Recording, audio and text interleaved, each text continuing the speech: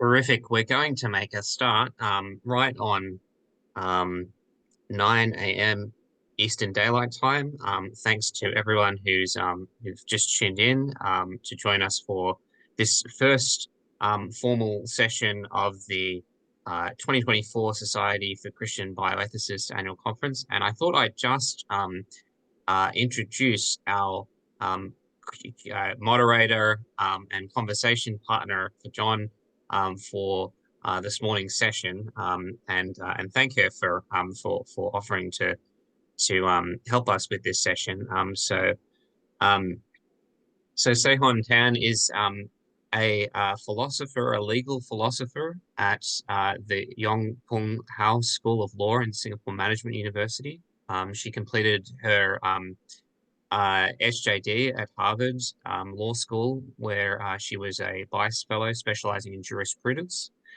She's interested in research in conceptual debates in jurisprudence, as well as application of jurisprudence in the context of controversial current issues. She's also interested in legal education and its role in the development of the professional identity of lawyers. I'd just like to thank again Sehon for moderating today's conversation, and I'm going to pass over to her now. Okay. Thank you very much, Xavier. It's really an honor to moderate this. Good morning to those of us on Eastern Time, and good afternoon to our speaker on UK time, and good evening from Singapore, where I'm based. For our first session, we are very delighted to have with us Professor John Lennox, who is speaking to us on the topic, which is kind of a witty wordplay on our conference theme. So he's titled his topic, Fearfully and Wonderfully Remade, with a question mark, the challenge of transhumanism. So Professor John Lennox has won much admiration internationally for his debates with atheists such as Richard Dawkins and Christopher Hitchens. And I guess at this age of YouTube, he needs a little introduction, except for, I'll still do what is customary. So Professor Lennox is Emeritus Professor of Math at University of Oxford, Emeritus Fellow in Math and Philosophy of Science at Green Templeton College, and the president of the Oxford Centre for Christian Apologetics. Professor Lennox is also known internationally as a public intellectual who brings the biblical worldview to bear on contemporary culture and thought. And I've personally enjoyed and gained much from some of your books, Professor Lennox, on Daniel and Joseph, for example. And I've just started your new book on Abraham, the friend of God. So for today's session, I guess we're going to be basing it on your book 2084. And the format that we'll be using is that of an interview. And the interview will be followed by a short Q&A, during which members of the audience can just post questions in the chat, and I'll do the moderation. So if you could just, I'll remind you all later again, but if you could just post your questions in the chat to the host, that would be great. Professor Lennox, welcome to the conference, and thanks for agreeing to do this opening session of the conference. We are very, very honored to have you here. So can I just begin with a more personal question? You are a professor of math at Oxford University. So what brings you to bioethics, actually? Well, thank you very much. This appearance at this conference is a double honor for me. First of all, to be invited by your society to speak to you, and secondly, to have such a wonderful moderator and speaking partner as Dr. Tan. What brings me to bioethics is an important part of my story. During my life, intellectually, I've concentrated on two major questions. The first question is about the universe. Is it created or not? And the second major question is human life. Is it made in the image of God or not? And the reason I did a degree in bioethics, I'm one of the few mathematicians I think that has such a degree, is because I was very interested in going deeper into what ethicists were thinking about the basic values that we attribute to human life. And I'm very glad I did so, because it has opened up a new world to me. So that is why a professor of mathematics has got involved in bioethics. And the side to this is that there is such a challenge in secular thinking to the concept of God, of course, first of all, but secondly, of human beings as made in the image of God, which is the foundation, of course, of Christian bioethics. Okay. Yeah, I guess, the title of your talk plays on the theme of the conference. And the theme of the conference, of course, comes from a familiar passage in the Bible, from Psalm 139. And I'll just read that part to us. The psalmist declares that God created his inmost being, knit him together in his mother's womb. And the psalmist also praises God because he's fearfully and wonderfully made. I think it's remarkable that Ephesians 2 verse 10, Paul actually says that, we are God's masterpiece. Why do you think the topic of this conference is important? Well, because it goes to the foundation of values. The great battle out there in culture is there a God and are we made in his image? Or is there no God and are we simply a product of blind mechanistic processes that have somehow thrown us up? And I think your title is immensely important. Indeed, Psalm 139 is a psalm that my wife and I have enjoyed for all of our married lives, which is 56 years now, constantly reminding ourselves that God sees us right from the very beginning.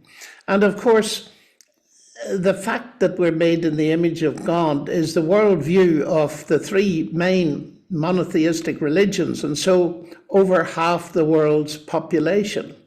And the statement in Genesis 1:27, so God created man in his own image. In the image of God, he created him, male and female, he created them. So human beings made in the image of God, but the statement specifically refers both to male and female. And that strikes me as amazingly important. Men and women are equal in the eyes of God and equally valuable. And I was listening to Jordan Peterson, with whom I had a debate not long ago, that's on the internet, and he was discussing Genesis, and he came across this verse that I've just quoted. And he said, this verse is the source of the values of our civilization. And he paused, and then he said, and we neglect it to our peril. And what interests me actually is that today, an increasing number of intellectual atheists, or people that are certainly on that side of the fence, are recognizing that Christianity is an essential base for our value system. Even atheists like Jürgen Habermas, who's a German intellectual, says that the Judeo-Christian tradition is still foundational for our human rights and values. And interestingly, he adds this. He says everything else is postmodern chatter. That's a remarkable statement for an atheist. Take someone else, Tom Holland, a brilliant ancient historian, in his book Dominion, tells us, and this is hugely important, I think, for us to know it. He used to think, as a historian, that our main values came from the Greeks and the Romans, but then discovered, to his surprise, that they came from the Bible, and indeed from the specifically Christian worldview, which he sets out in his book Dominion. And he's an example of some of the intellectuals that appear to be moving away from atheism towards Christianity because of the Christian view of the sanctity of life, which gives humans an immense value and dignity. Okay. Yeah, I think maybe given that there remains a cultural divide and those who resist this view, as well as the fact that, some are actually coming close to endorsing this view, what do you think are some of the challenges in bioethics that we should be concerned with? I mean, as I look at the conference workshops and plenary sessions, I see that the topics cover reproduction, abortion, euthanasia, palliative care, doctor's conscience, dignity of the human. Are there specific areas that we should be concerned with today? Well, looking at that list, I think this covers the essentials. Certainly, up until relatively recently, the main pressure points for Christians were issues at the beginning and end of life, including abortion and euthanasia. And they are still hugely important because we need to be, as Christians, constantly vigilant as to the legal, spiritual, and moral issues they raise for many people. In particular, not only safeguarding a person's life and health, but respecting their humanity. And I like to think that beginning and end of life issues are really the bioethics of existence. Abortion stops someone existing. Euthanasia stops someone existing. But there's now something new, a major new pressure point against the biblical worldview that has arisen in recent years, and it is not so much to do with existence as to human flourishing. Let me try and explain that. It comes from the explosion in technology that arises from the age-old human desire for godhood by altering the very definition and specification of human life by technological means to prepare us for what is called a post-human future that will involve the merging of humans with machines. So this is not so much a matter of what other people might do to us, as in abortion and euthanasia, but what we choose to do to ourselves, or possibly are eventually forced to allow to be done to us in terms of using biotechnology to enhance our bodies and minds. And that's why I chose my title, because the way to reach what is called a post-human state is transhumanism. That is the method to get there. And it concerns all of us. So let me emphasize that we're talking not simply about the bioethics of existence, and that's hugely important still, but the bioethics of flourishing. What does it mean for a human to flourish? And increasingly, we're being told that the way for humans to flourish is to go along the transhuman path. And this affects all of us because in the end, it impinges on our concept of what we mean by the humans being the image of God. So that is where it fits in. It stands, so to speak, between the beginning and end of life. It's about human flourishing. In other words, it's about the answer to the question, which is very high on the agenda, even of many universities today. What does it mean to live well? What is the good life?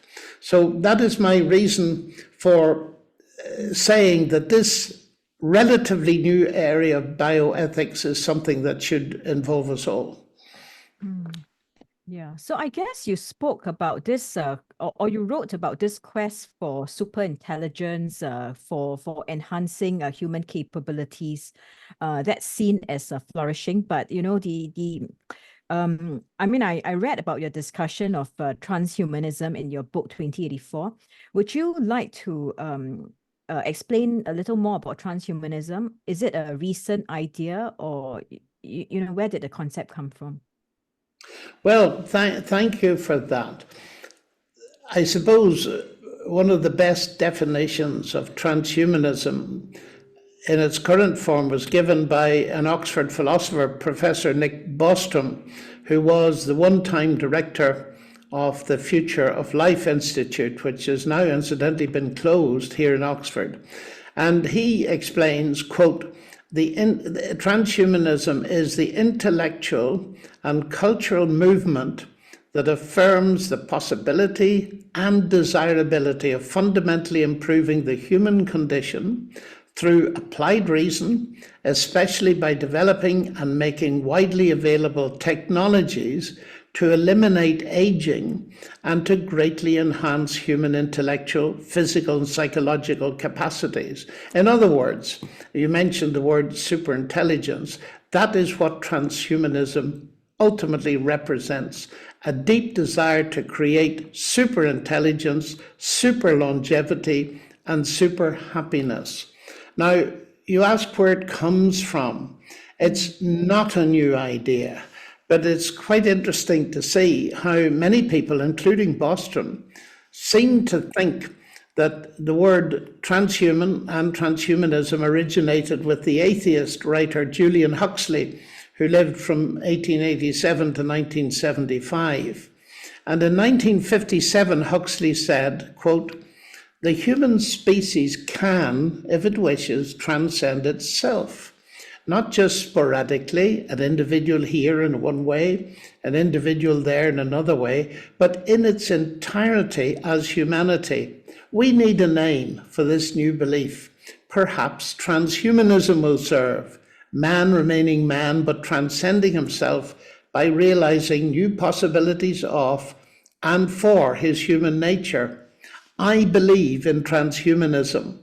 Once there are enough people who can truly say that the human species will be on the threshold of a new kind of existence so different from ours as ours is from that of Peking man, it will at last be consciously fulfilling its real destiny." But Huxley was not the first to use the word. And this is very interesting for us as Christians, because the origin of the word transhuman is not secular. Historically, it was first used not by a scientist, but by Henry Francis Carey in his 1814 translation of Dante's book Paradiso. And it occurs in a passage where Dante tries to imagine the resurrection of his own body. And he writes, quote, "Words may not tell of that transhuman change." In other words, he's thinking Christianly of what is the central hope of Christians for their bodies, and that is the resurrection of the body. And we may come on to that later. So that is the origin of it. And it's certainly being driven by a large number of people. Interestingly enough, most of them appear to me to be atheists, although there is a small subsection of people who call themselves Christian transhumanists. Okay. I wonder whether there is actually just an increased sense of the possibility of transhumanism compared to the past, even though the concept originated long ago. I mean, I guess if we're looking at decades prior to the current decades, when we're thinking about super intelligence, enhanced capabilities, I guess we are thinking of movies and comics such as X-Men, where you have your mutants, people with genetic mutation are superior and they find themselves in Professor X's school for the gifted. But in those cases, I guess it's a result of genetic mutation. But it's fascinating to watch that. And of course, you have the character Wolverine in X-Men, and his is a result not just of genes, but also of man's manipulation, because Wolverine's abilities, are actually enhanced by the fusion of adamantium in his bones. Then as a result, he's even more powerful than before. So, I mean, when I think of the driving force behind transhumanism, I think more of these kinds of movies, but I mean, it's now far more real in the real world. So I wanted to ask you, how is the driving force in real life right now different from, say, in the science fiction movies? Well, that's a wonderful way of putting it, actually, and it is interesting that the whole area tends to draw to it a lot of science fiction, speculation, and so on. What makes me prepared to think about it is that it's not only science fiction writers that are talking about this. Some of the most serious scientists on the planet, for example, our Astronomer Royal, Lord Martin Rees, is quite clear that it's going to be what he calls the cyborg age, the age of merging men and women with machines that will eventually take over. And some scientists are convinced that in the end the machines will take over. And I think that what drives all of this, really there are two areas of research that are going on simultaneously. The first is the modification of existing human beings by biological bioengineering, doing something to their genetic structure and so on. And that's something we should be very much concerned about as believers. We need to be just a little bit careful here, because as you see me now, I am biologically enhanced by a pair of glasses, and they're enabling me to see the screen. But that kind of enhancement is not attempting to modify my genetic nature or specification. It's that worries me, because if God has created humans in his image, the question I would ask is, what right have I to modify that specification? But nevertheless, there is a strong drive to do two things. One is to re-engineer human beings and build a superintelligence that is part human and part machine. The other is to say, look, the main problem with human beings is aging. And that's because we are a biological phenomenon. So why don't we start from scratch and build some kind of entity on the basis on a non-biological substrate, such as silicon, and attempt to upload our brains, our thinking, our whole mentality onto that substrate, so that we will gain some kind of eternal existence by that means. And that's where a great deal of the science fiction comes in. The biological enhancement, well, it does proceed step by step. And, we're carrying smartphones, all of us, but you can see in the end that they will be regulated either by chips in our brains or by special glasses or something like this. A lot of these things are happening, but I fear that if you ask the question, what is driving the alteration of the human specification? It is a view that we are just a step in the grand process of mindless evolution. But we are now intelligent enough to stop the mindless element in evolution, so that instead of random mutations, we can take the evolutionary process into our hands, and we can re-specify the beings in the future. I mustn't call them human, because they won't be human. They will be eventually, it is hoped, post-human. So there is a battle to be fought in that area.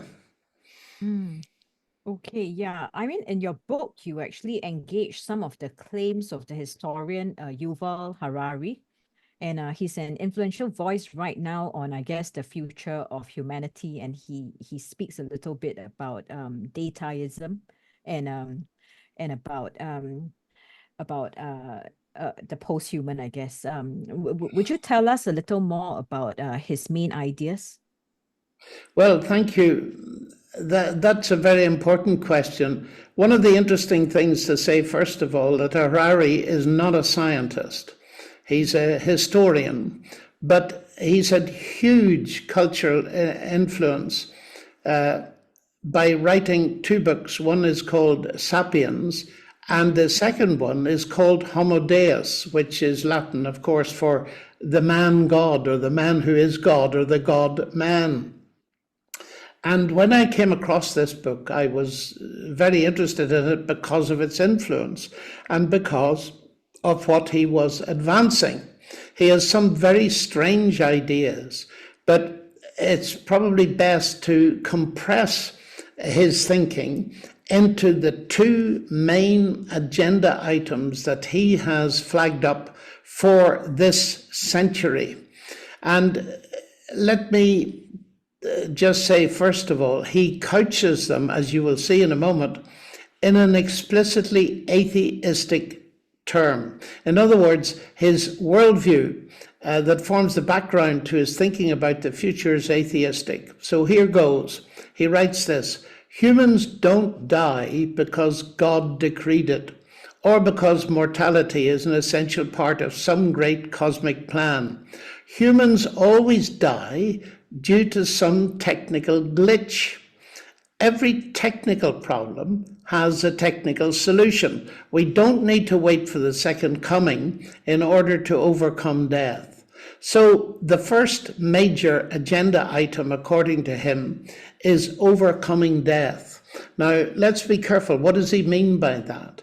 What he means by that explicitly is that humans will not need to die, but they may die.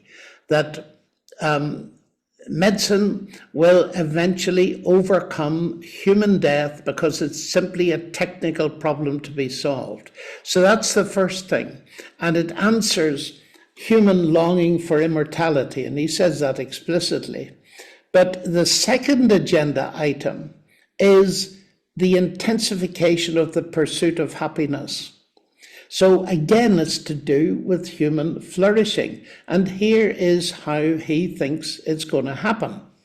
The second, it will be necessary to fulfill that desire, he says, it will be necessary to change our biochemistry and re-engineer our bodies and minds. The second great project of the 21st century to ensure global happiness will involve re-engineering Homo sapiens so that it can enjoy everlasting pleasure.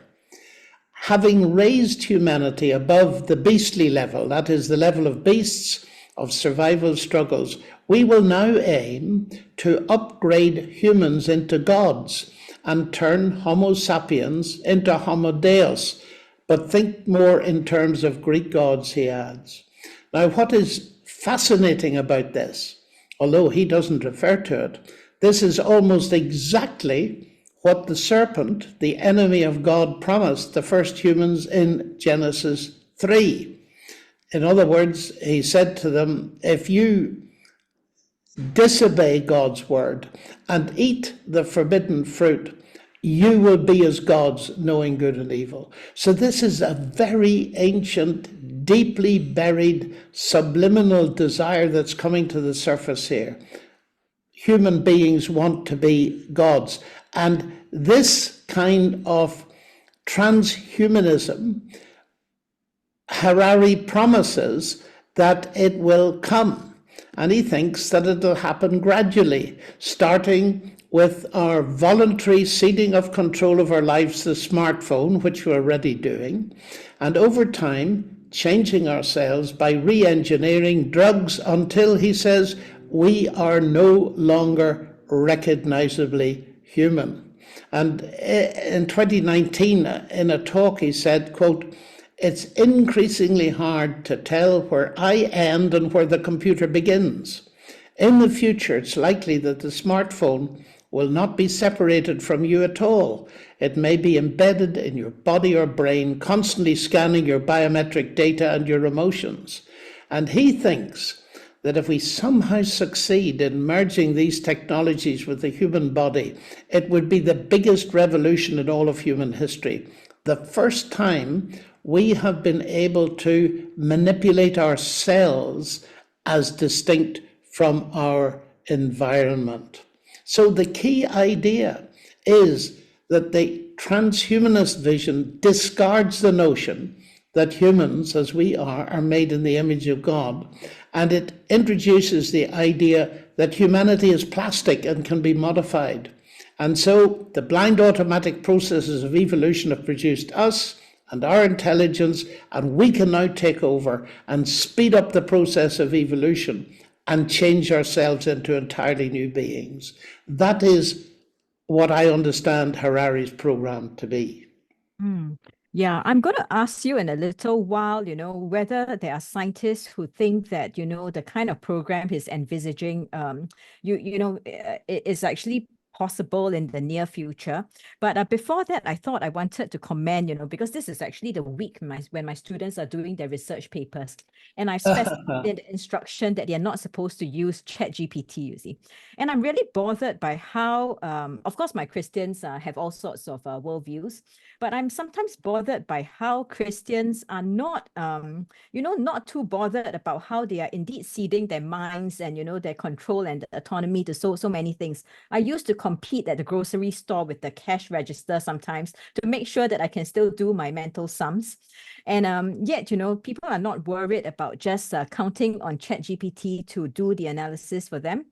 And I would have thought that Christians would be more worried about that. Do you have anything to say about how, we seem to be going the easy way, and actually we don't really seem to mind? I mean, Harari is spotting it as an opportunity rather than a problem, I suppose. But I mean, we should see it as a problem, right? I think that you're absolutely right there. And it increasingly concerns me that we are ceding ground in a slippery slope that is actually actively damaging and rewiring our brains. I think it actually is very important that all of us, particularly those interested in bioethics, should think about what the connected world is doing to the brains and minds of young people, because it actually is a serious ethical problem that we are so connected to the smartphone, and connection is life, and disconnection with the Internet of Things is death. And we know sadly that many young people have actually committed suicide because of what has happened to them through what they read and think on the internet. And I'm very interested in the fact that many schools now are forbidding the use of smartphones in school time because of the effect they're having. And we have had several major reports recently in the UK of how parents have been alarmed at the effect of these things on the minds of their children, that they have deliberately banned the smartphone for a week or a month, but taken the children to get them used again to the outdoors. And there's some very important writing on this that I think bioethicists should read by Jonathan Haidt, Haidt. He's written a book called The Anxious Generation, and he goes to the heart of this. So I am actually very concerned. And the number of hours people spend, even adults, and we need to watch it, I believe, as Christians. Now, that is not to say that I'm against all technology. No, I'm not. I'm using it right now, and I'm delighted to be able to use it to talk to you.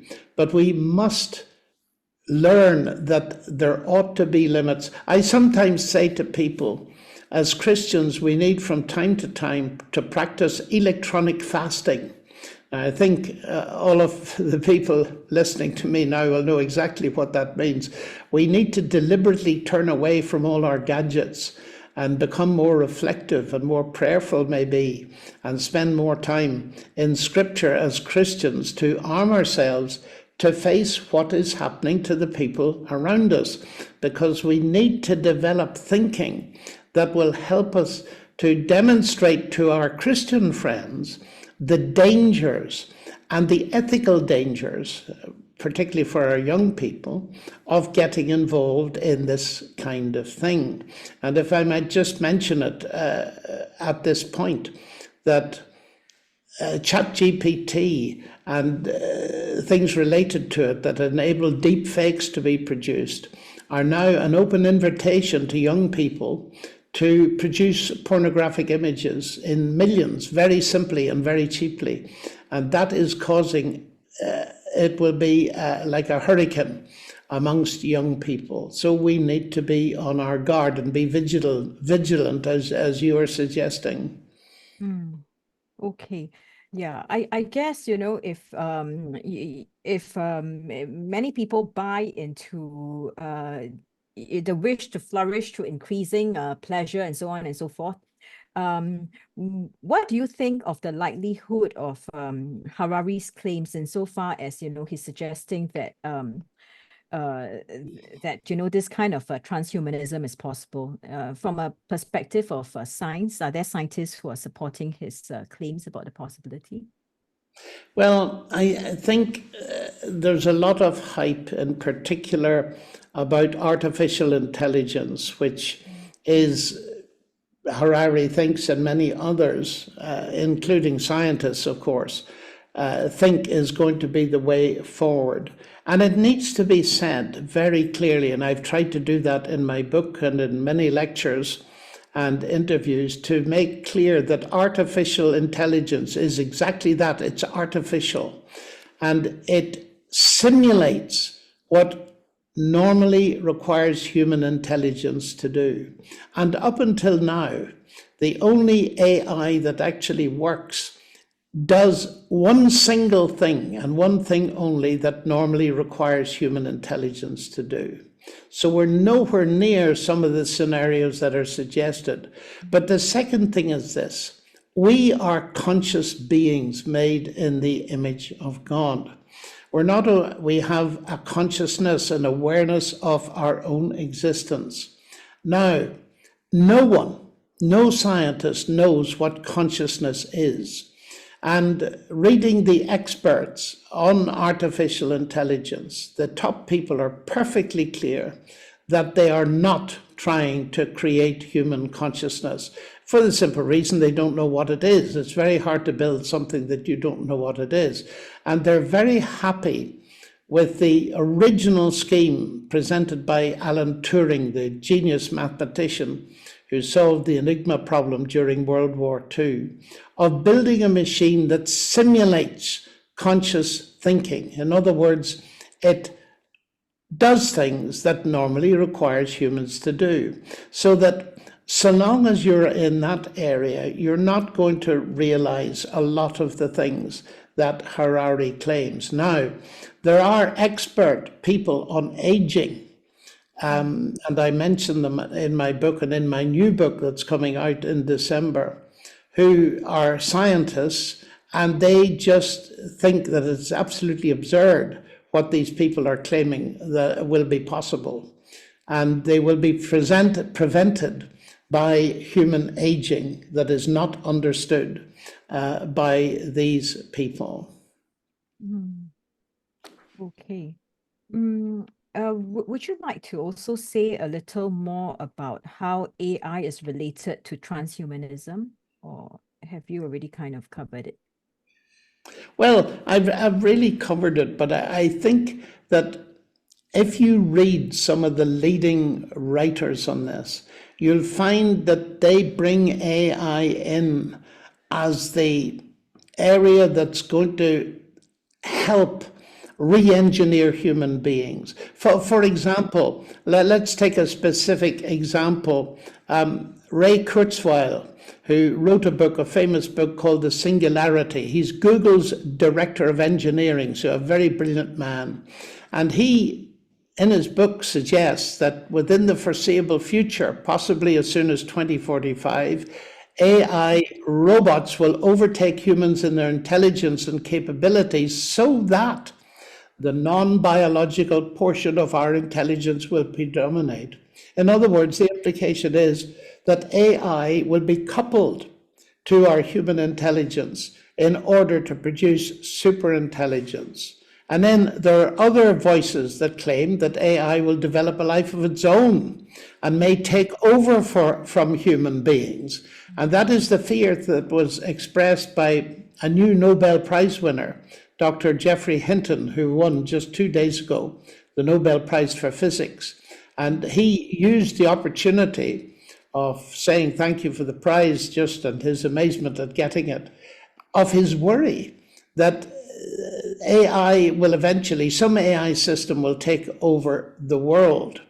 And this idea is shared by a number of people.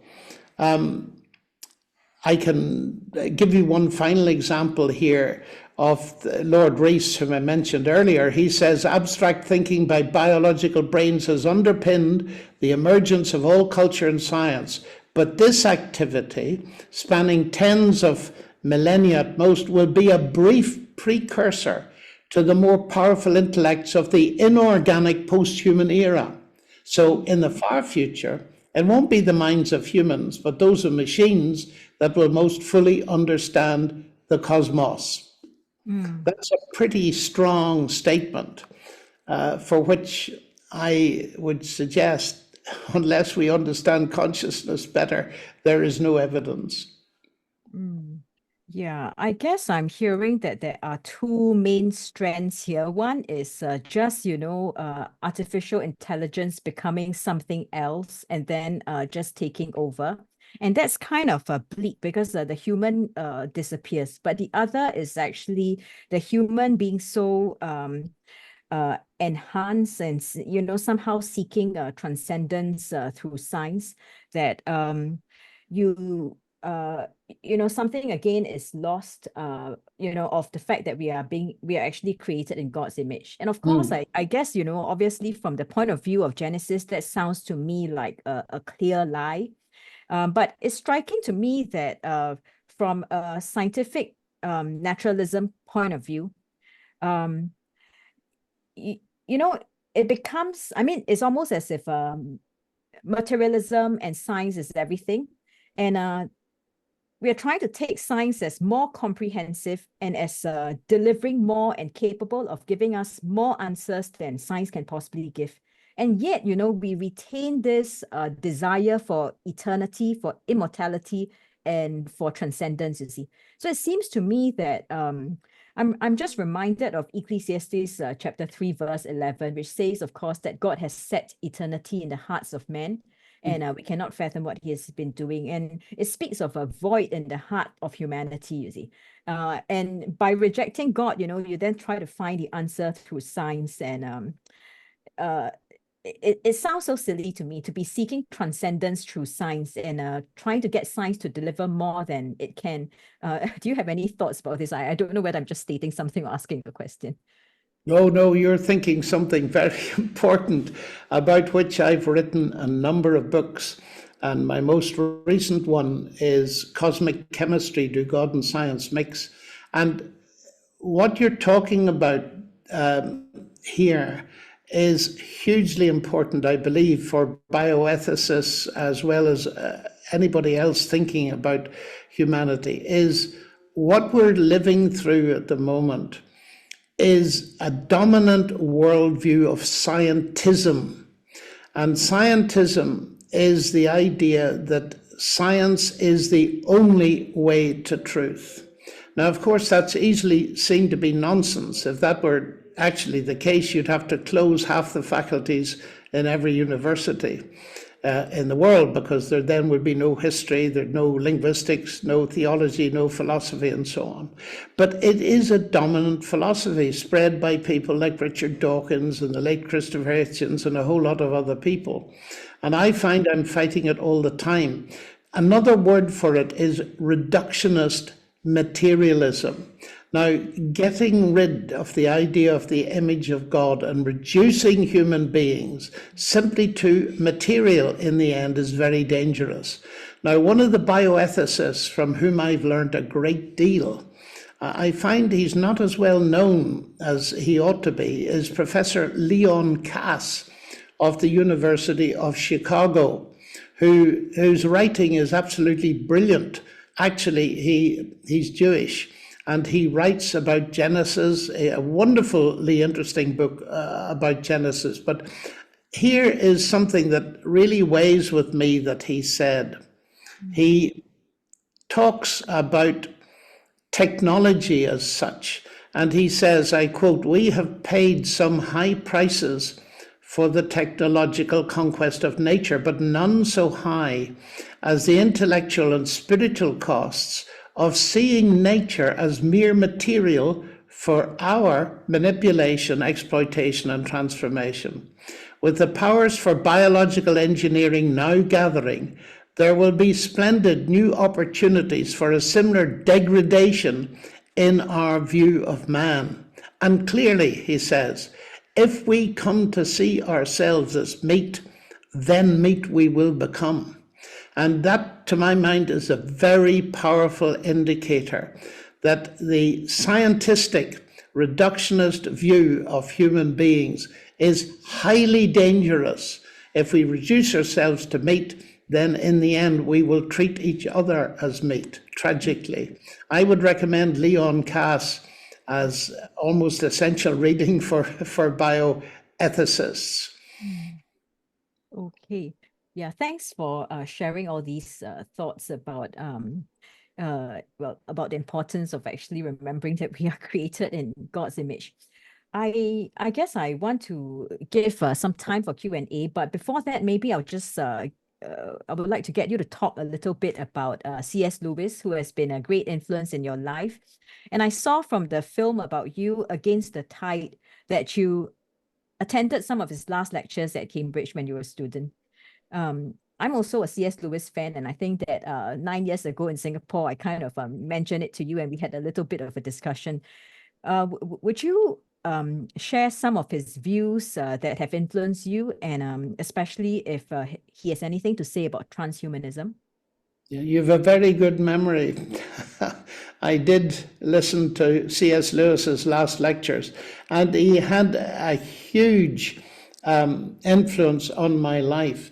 And as far back as 1943, and that is the year of my birth, I'm just over 80, he wrote about this presciently. And he wrote this, he said, what we call man's power over nature turns out to be a power exercised by some men over other men with nature as its instrument. Man's conquest of nature, if the dreams of some scientific planners are realized, means the rule of a few hundreds of men over billions upon billions of men. There neither is nor can be any simple increase of power on man's side. Each new power won by man is a power over man as well. Each advance leaves him weaker as well as stronger. In every victory, besides being the general who triumphs, he is also the prisoner who follows the triumphal car. And this final sentence, man's final conquest, has proved to be the abolition of man. In other words, the biggest danger is that what's going to happen is not improvement, but actually the abolition of human beings. And C.S. Lewis saw that in a book which I read quite frequently, The Abolition of Man, a very short book, but it gets to the heart of the philosophy that is driving a lot of this. So he does have that bit of relevance to say. Yeah, what about that Hidden Strength, actually, the last book in his science fiction trilogy? Do you want to talk a little bit about that? Or? Well, I could talk about that for a long time. That science fiction book, I'm glad you mentioned it. He wrote in 1945. And you see the movement that's going to lead to transhumanism. For example, the third book, That Hideous Strength, is about a little university. And here comes effectively transhumanism expressed by an academic in that book. I quote, "In us, organic life has produced mind. It has done its work. After that, we want no more of it. We do not want the world any longer furred over with organic life, like what you call the blue mold, all sprouting and budding and breeding and decaying. We must get rid of it, by little and little, of course. Slowly we learn how. Learn to make our brains live with less and less body. Learn to build our bodies directly with chemicals. No longer have to stuff them full of dead roots and weeds. Learn how to reproduce ourselves without copulation." And that's the transhuman quest, written in 1945 by Lewis, who understood the underlying philosophy that was going to lead to this. And that's why his voice is worth listening to. Okay. Yeah, thanks so much for sharing these. Yeah, perhaps I'll just open to the. I mean, we want to thank you first for giving this interview. So I guess let's appreciate. Yeah, although it's a bit hard to see on Zoom.